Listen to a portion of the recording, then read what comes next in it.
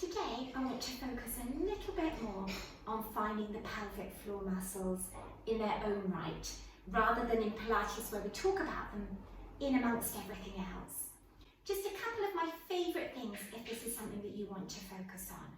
Now I've tried to get my head and my feet in the screen because I want to show you a little fun trick. If you turn your toes out like a ballet dancer, when you think about your pelvic floor muscles underneath and you try to do those squeezes that everybody tells you to do when you've had a baby or if you're trying to improve your bladder control, you should find with your feet turned out that you favour the back passage, the anal sphincter, the same muscles you've used all your life anytime you want to stop wind. So have a couple of squeezes there. Squeeze the back passage, let go. Squeeze the back passage, let go. And I hope you'll feel that this position really biases towards that space. It's not your glutes, it might be a little bit of tummy, but mainly you're thinking right round the back. I often say, imagine you're having tea with the Queen, but you had baked beans for lunch and you're feeling like that might have been a horrible mistake. And I want you to do 5 really good squeezes at the back. So squeeze, release. Squeeze on purpose like you're stopping wind, release. The anal sphincter tightening and properly letting go. 2 more. Squeeze, release. We're not trying to hold it, we're just doing powerful squeezes. Squeeze, release. Great. Now turn your toes in more like a pigeon. And you should find that if you now think about your pelvic floor, that's same as what we were just doing, but it should be much more biased towards the front. Under here, where the bladder tube is, where the vagina opening is, or the testicles are in men.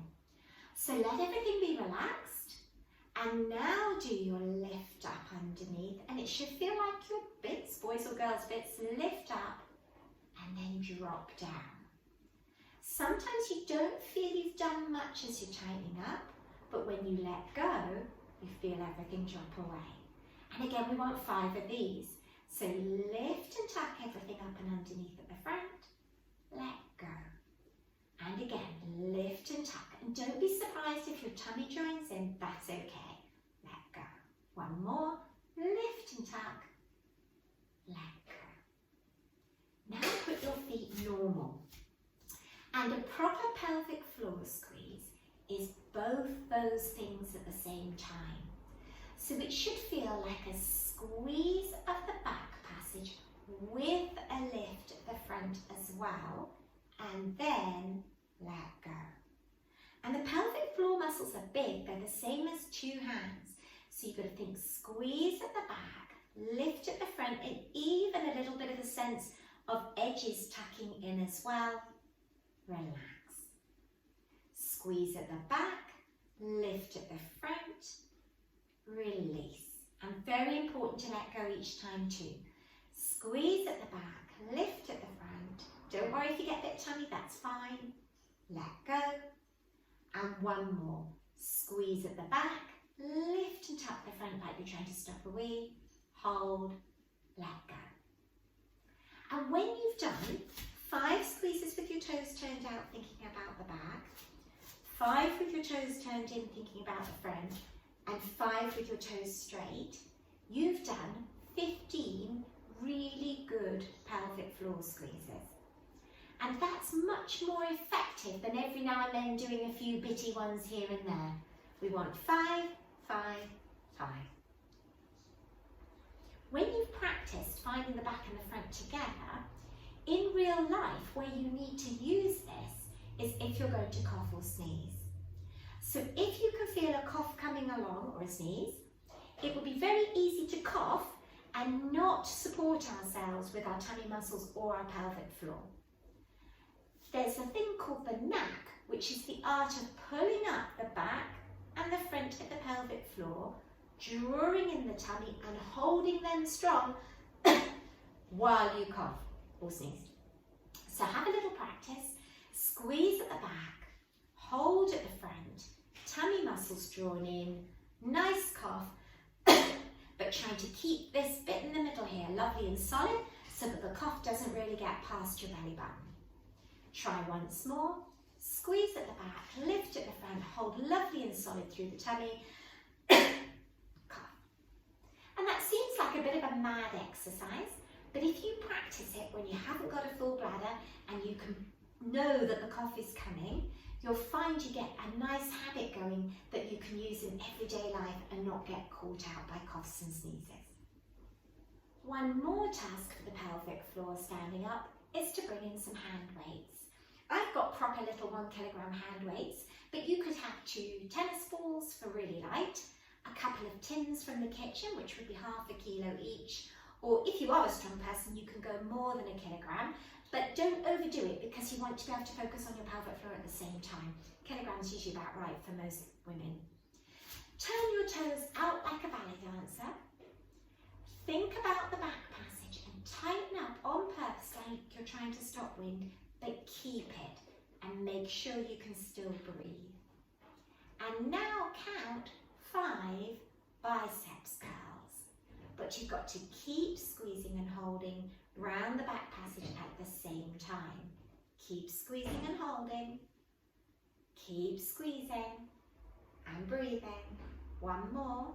Don't worry if you don't feel like you're doing anything, but now stop and relax the back passage and you should feel it drop away. Same again.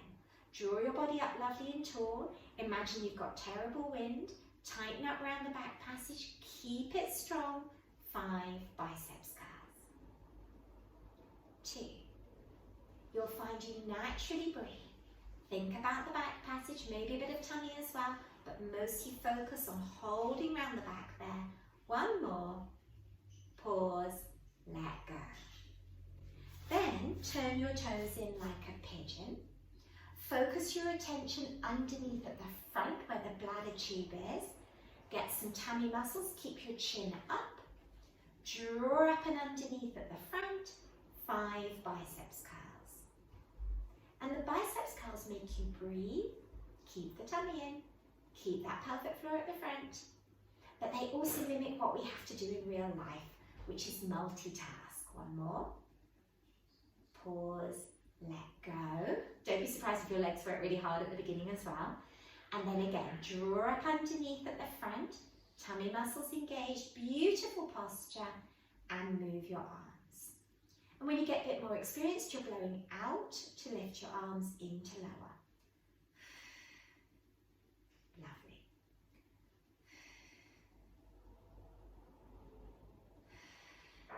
Pause, let go. And then your ultimate test is feet normal. So breath in. As you breathe out, think tummy in, tighten the back passage, lift at the front, beautiful posture, and keeping all those core muscles engaged, blowing out to bend your arms into lower. Lovely. Chin up, beautiful posture. And 5. Pause, let go. If you'd like a variation, you can do lat lifts. So breath in. As you breathe out, back and front of the pelvic floor together, a little bit of tummy. Beautiful posture. Small out to the side lifts and lower. Blowing out to lift and into lower. Now coming down is the hardest bit. Lift and lower. This is what we do when we carry sharping. So tummy in, pelvic floor, one more. Pause, let go. And as you get better at them, you won't have to stop after each 5. You'll suddenly find that you've done all 10 in a row, and that's a great amount of endurance to have from your pelvic floor. So that's a good goal to aim for. And finally, you might have heard of an exercise where you go up, up, up in a lift and down, down, down in a lift. It's been around for years, but sometimes the lift has an awful lot of flaws. And I want to go through it with you to help you get the timing right and think about why we practice it. And my lift only has 3 flaws. So we're going to imagine that we are a tall building, and from the top to the bottom there are actually about 33 floors, but we're going to focus on just the first 3 and a basement, right down deep inside our pelvis where our bladder sits and our bowel sits and our organs. Let your muscles be completely relaxed, and that's the ground floor. Now, if you tighten your pelvic floor muscles just a tiny bit, about a third of what you could do, 30%, that's your first floor. Now tighten a little bit more, 60%, second floor. Then do the best squeeze you possibly can, up inside, breathe, and then crash your lift. Feel it all fall down. Those are your 3 floors. Now it's really important that you don't come up in your body instead of up in your pelvic floor. And that's why we're kneeling like this, because you'll be able to tell if you lift up and down. You can also do this sitting in a chair or in the car, but I like this position because it tells you if you're cheating and doing this. So sink into your heels, keep on your heels, find a little bit of pelvic floor, just a light lift, 30% first floor. Tighten a bit more, 60% second floor. Best squeeze you can do, 100%, crash the lift. Once more, little lift. This is what we use when we're on our feet moving about. Bit bigger lift. This is what we use if we've got to carry something like some shopping or a child. And your best squeeze, 100%, this is what you need if you're going to cough or sneeze or pick up something really heavy. Crash the lift. So going up, up, up in the lift teaches your brain how to find the different grades or gears that you might need in everyday life. We also need to practice coming down slowly, because sometimes you've been holding your pelvic floor really tight, maybe because you need a wee, and then when you get to the toilet, if you just crash and you can't control it as you take your clothes down or as you get settled, then you can go from needing a wee to having a wee in much too much of a rush and have an accident or make yourself feel really scared. So tighten your muscles the best you can do, really tight. And now ease them back, second floor, first floor, relax. And you'll notice we come down a bit quicker because it's harder. So best squeeze you can do, right to the top, come back to second floor, first floor, let go. And we're going to add the basement this time. So best squeeze you can do, back to the second floor, first floor, ground floor, and now a tiny bit of extra release. And that's the kind of opening that you need to tell the bladder to empty, to release the bowel, and to be comfortable in a relaxed position. So once more, best squeeze you can do, back to second, lower to first, release as far as you think you could go ground floor, and then just see if you've got a basement. Let go completely. And that's the lift exercise. If you practice the quick squeezes that we did with toes in, toes out, toes straight, the hold and cough, the knack, some endurance exercises that we did with the weights, and the up and down in the lift, once in a day, then you will have covered all the things that pelvic floor muscles need to be able to do in real life.